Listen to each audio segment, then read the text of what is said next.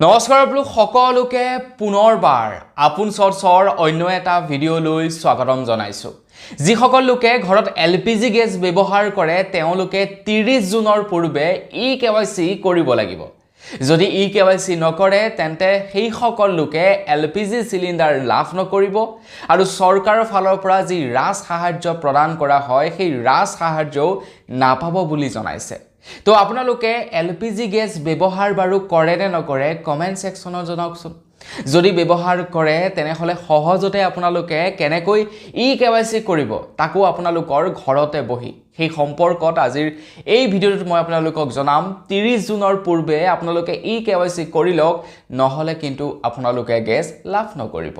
তো বন্ধু বান্ধৱীসকল, মই শ্ৰী পাঞ্জি গগৈ, আপোনালোকে চাই আছে আপোন শৰ্টছ। আহক আৰম্ভ কৰোঁ আজিৰ ভিডিঅ'। আগবাইছো আজিৰ খবৰটোৰ ফালে। খবৰটো দিয়াৰ আগতে আপোনালোকে লাইক এটা কৰিবলৈ নাপাহৰিব আৰু চেনেলটো যদি সাবস্ক্ৰাইব কৰা নাই তেন্তে চেনেলটো সাবস্ক্ৰাইব কৰি ল'ব। চৰকাৰৰ ফালৰ পৰা যেহেতু ঘোষণা কৰিছে ইকেৱাইচি কৰিবৰ বাবে, তো সেয়েহে আমি ইকেৱাইচি প্ৰত্যেকে কৰিব লাগিব।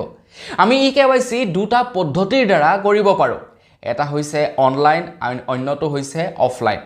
যদি আপোনাৰ মোবাইল নাম্বাৰটো সক্ৰিয় হৈ আছে, আপোনালোকৰ যদি আধাৰ কাৰ্ডৰ OTP আপোনাৰ মোবাইলতে আহে, তেনেহলে আপোনালোকে ইকেৱাইচিটো অনলাইনৰ জৰিয়তে কৰিব পাৰিব। যদি আপোনালোকৰ মোবাইল নাম্বাৰটো সক্ৰিয় হৈ থকা নাই, আধাৰ কাৰ্ডৰ OTP যদি আপোনালোকৰ মোবাইললৈ নাহে, তেতিয়া আপোনালোকে গেছ এজেন্সিত গৈ অফলাইনৰ জৰিয়তে ইকেৱাইচি কৰিব লাগিব। তো দুয়োটা পদ্ধতিৰ বিষয়ে আপোনালোকক জনাম। তো সেয়েহে আপোনালোকে যিটো কমফৰ্টেবল পায় সেই পদ্ধতিটোৰ দ্বাৰাই ইকেৱাইচি কৰিব পাৰে। যদি আপোনালোকৰ অনলাইনৰ সুবিধা আছে তেনেহলে অনলাইনত ইকেৱাইচি কৰক, তাত কোনো সমস্যা নাই। যদি আপোনালোকে অফলাইনত কৰিব বিচাৰে তেন্তে অফলাইনত কৰক, তাতো কোনো অসুবিধা নাই। তো সেয়েহে আপোনালোকে ভিডিঅ'টো প্ৰথমৰ পৰা শেষলৈকে চাব আৰু দুয়োটা পদ্ধতিৰ সম্পৰ্কে জানি ল'ব। যদি আপুনি অফলাইনৰ জৰিয়তে ইকেৱাইচি কৰিব বিচাৰিছে তেনেহলে আপোনালোকৰ এজেন্সি লৈ যাওক। এজেন্সি লৈ যাওঁতে আপোনালোকে আধাৰ কাৰ্ড, গেছৰ পাছবুকখন আৰু আধাৰ কাৰ্ডৰ সৈতে লিংক হৈ থকা মোবাইল নাম্বাৰটো আপোনালোকে লৈ যাওক আৰু তেওঁলোকে আপোনালোকক ইকেৱাইচি কৰি দিব। যদি আপোনালোকৰ মোবাইল নাম্বাৰটো আপডেট কৰিব বিচাৰিছে সেইটো আপোনালোকে কৰিব পাৰিব ইকেৱাইচি কৰাৰ সময়তে। অফলাইনৰ জৰিয়তে কৰিব পৰা ইকেৱাইচি একেবাৰে সহজ। মানে আপোনালোকে মোবাইল ফোন ব্যৱহাৰ নকৰাকৈ যদি এজেন্সিত গৈ নিজে ইকেৱাইচি কৰিমগৈ বুলি ভাবে, মানে কেৱাইচি কৰিমগৈ বুলি ভাবে, তেনেহলে আপোনালোকে সহজতে কৰিবগে পাৰে। তাত আপোনালোকে একো কৰিব নালাগে, জাস্ট আপোনালোকে যাব লাগিব ইকেৱাইচি কৰিবৰ কাৰণে আৰু অকণমান হয়তো লাইন পাতিব লগা হ'ব পাৰে। তো তাৰ কাৰণে আপোনালোকে মোবাইল নাম্বাৰ, আপোনালোকৰ গেছৰ পাছবুকখন আৰু আধাৰ কাৰ্ডৰলৈ যিটো নাম্বাৰত OTP আহে সেই নাম্বাৰটো আপোনালোকে লৈ যাব লাগিব আৰু তেওঁলোকে আপোনালোকক ইকেৱাইচি কৰি দিব আৰু ইকেৱাইচি কৰাৰ পাছত আপোনালোকে অবিৰতভাৱে গেছ লৈ থাকিব পাৰিব। কিন্তু 30 জুনৰ পূৰ্বেই কৰিব লাগিব। 30 জুনৰ পাছত যদি কৰিবলৈ যায় তেতিয়াহলে কিন্তু গেছ লাভ নকৰিব। যিসকল লোকে অনলাইনত ইকেৱাইচি কৰিব বিচাৰিছে তেওঁলোকে প্ৰথমে প্লে ষ্টৰৰ পৰা এই এপ্লিকেশ্যনটো ডাউনলোড কৰি লওক আৰু ইয়াত আপোনালোকে আপোনালোকৰ আধাৰ নাম্বাৰৰ জৰিয়তে ৰেজিষ্টাৰ্ড কৰি লওক। এই এপ্লিকেশ্যনটোৱে আপোনালোকক ইকেৱাইচি কৰাৰ ক্ষেত্ৰত সহায় কৰিব। কেৱল গেছ কানেকশ্যনৰ ইকেৱাইচিয়ে নহয়, যিকোনো ইকেৱাইচি কৰিবৰ সময়ত এতিয়াৰে পৰা এই এপ্লিকেশ্যনটো প্ৰয়োজন হ'ব।